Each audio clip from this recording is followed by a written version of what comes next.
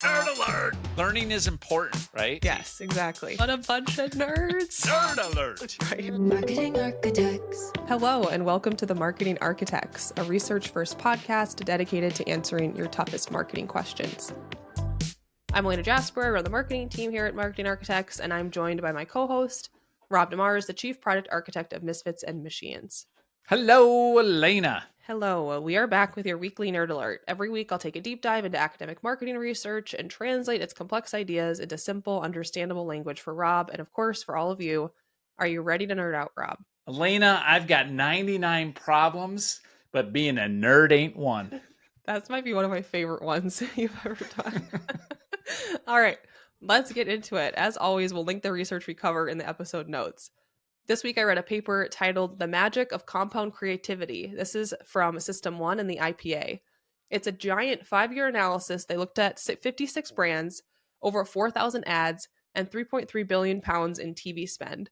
But before we get too far, Rob, I wanted to ask you, how do you know when it's time for a brand to try something new creatively rather than just kind of build on what they've done in the past? First of all, I'm just trying to get over the pounds reference. So thinking of pounds of advertising. I know. The problem weight. is, like, we don't have, I mean, there's just such great research coming out of the UK. And yeah, I could have done the translation, but I didn't. No, Sounds I'm like just a lot thinking, of pounds, I was thinking of tonnage. I wasn't thinking of the currency at first. I'm like, that's a lot. That's some heavy advertising going on. Yeah. Gosh, there's so many potential reasons why someone might need to change their creative for the brand. Obviously, the first and foremost is you just need a big move. Your brand needs to turn around. You're in a turnaround stage. You're throwing caution to the wind saying, let's swing big. Another one is you're being ripped off by your competitor. And as much as you've tried to define yourself and be distinctive, you have too much people in the marketplace that have copied you and you need to further differentiate yourself again. Sometimes the brand has evolved. And what once was won't be again. And you need to shift and pivot and update your image or your overall value proposition. Or you might be having some testing that's just telling you like, hey, there's a negative connotation with this current campaign. You need to move on. So there's a lot of things that you need to consider. Yeah, and I would agree with all of that. Like, those are all great examples of when new creative could be a bold move. I also think that another bold move might be keeping your creative the same for a long period of time, or keeping parts of it the same. Because today we're going to talk about something that doesn't sound flashy, but might be one of the most powerful forces in marketing, which is consistency. I'm very passionate about this topic personally, because we always want to change things so often as marketers. And the key question from this research was, what happens when brands stick with the same creative platform over time? So I'm not saying just the same advertisement, but the same characters, same tagline, same tone. Right. To answer this, System1, they introduced a new metric they called the Creativity Consistency Score. So that measured how consistently a brand applied its creative over multiple years. They then connected this to a bunch of outcomes like ad quality, brand strength, business results, and profitability. And here's what they found. The more consistency led to better creative. Brands that were the most consistent had an average star rating of 3.3 compared to 2.6 for the least consistent. That means they created work that was more emotional, more enjoyable, and more effective over time. Number 2, changing agencies often hurt creative performance. Brands that didn't switch agencies at all over 5 years scored much higher in creative quality and distinctiveness. Switching even once lowered their results, and switching twice or more actually dropped their ratings significantly. Number 3, fluent devices, which is something like a recurring creative element like a mascot, a slogan, a character that helps people recognize your brand. Those get better with age. Creative elements like the Geico Gecko or the Duracell Bunny become much more effective in years 4 and 5 than in year 1. It takes time for these assets to build equity and drive strong results. And number 4, creative compounds over time. Literally, the most consistent brands saw better growth in both creative quality and excess share of voice efficiency, meaning they needed less media spend to drive results. This is what the authors call compound creativity. Just like compound interest, your creative becomes more valuable the longer you invest in it. So Rob, why do you think that sticking with the same creative leads to better advertisements? It's so funny. This is just a sidebar. I had an answer about compounding interest. And so no now I look way. like an idiot. I saw it it was all about compounding. You can build on that. It's like compounding interest. Yeah, you can say.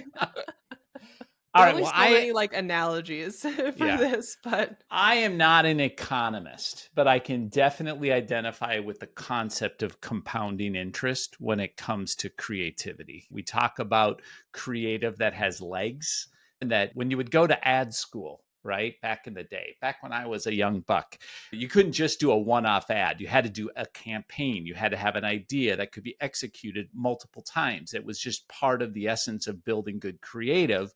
But I think in that DNA is the idea about 1 + 1 can equal 5, 10, 20 when you're really leveraging a big idea.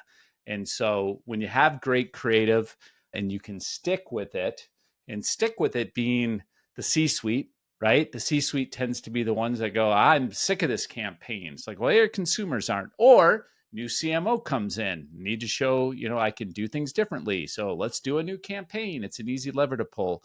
I can definitely see why the data is showing that sticking with it, allowing that compounding interest to occur is the right way to go. I also think it's dangerous to like change creative because like someone doesn't think it's great. Because every time a new CMO comes in, like everyone has different opinions about great work is. Oh, And I know you for want sure. like the idea has to be high quality, but I'd argue like there are some concepts that have been running on TV or running in advertising for a long time that maybe aren't like the most creative tip of the iceberg thing they could be doing, but it's worth it to keep it going. Like before, I know we talked about this when we talked about distinctive assets.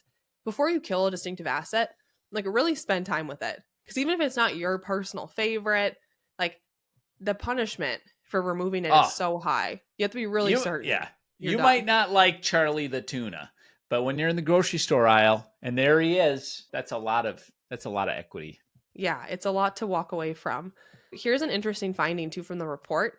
These brands, they didn't just perform better creatively if they were consistent, they outperformed in business metrics too. So just in case you need another reason to stick with your creative, they were 27% more likely to drive very large brand effects like awareness, differentiation, brand values, and 28% more likely to drive very large business effects, sales volume, profit, and market share. So, you can argue, what was his name? Is it Tony the Tuna? What's the tuna's name? It's not a good example when I don't know his That name. was not a good example. It's Tony the Tiger is Frosted Flakes. Yeah. Charlie the Tuna. Charlie the Tuna. Yes. Charlie the Tuna is driving market share, except for among me because I don't eat tuna. So that's probably why I don't know his name. Tony the Tiger, though, he's definitely driving a very large business effect. But here's the kicker. Brands in the top 20% for consistency, they reported double the sales gain compared to the bottom 20%. So what does this teach us? Consistency, it's not the opposite of creativity. It's what unlocks creativity over time. The longer you stick with a great idea, the more powerful it becomes. If you want to build something that lasts, stop reinventing the wheel every year. And for our Rob GPT, creative consistency is like compound interest for your brand. Even ChatGPT wanted to use the compound interest thing. You couldn't think of, even AI, all the billions of parameters, it couldn't think of anything else. At first, it doesn't feel like a lot is happening, but year after year, you keep showing up.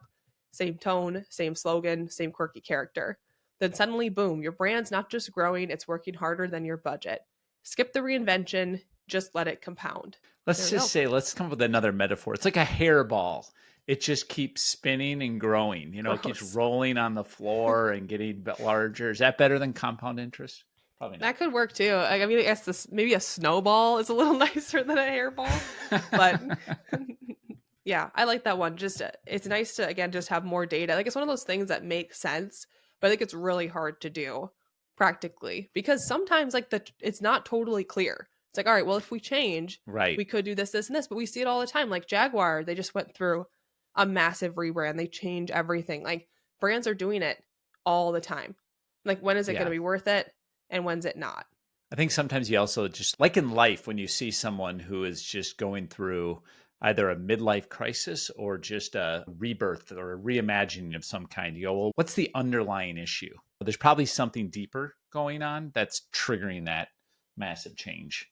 Yeah, I think it's one of the nice things about marketing too, where like it is seen as like a business driver, a business transformer, where you looked like, hey, if we change our marketing, if we change our look, our feel, we're going to change our business.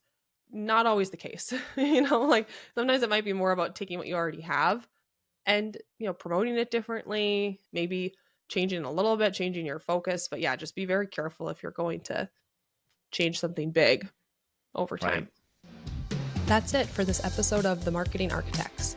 We'd like to thank Taylor De Los Reyes for producing the show. You can connect with us on LinkedIn, and if you like the podcast, please leave us a review. Now go forth and build great marketing. Marketing Architects.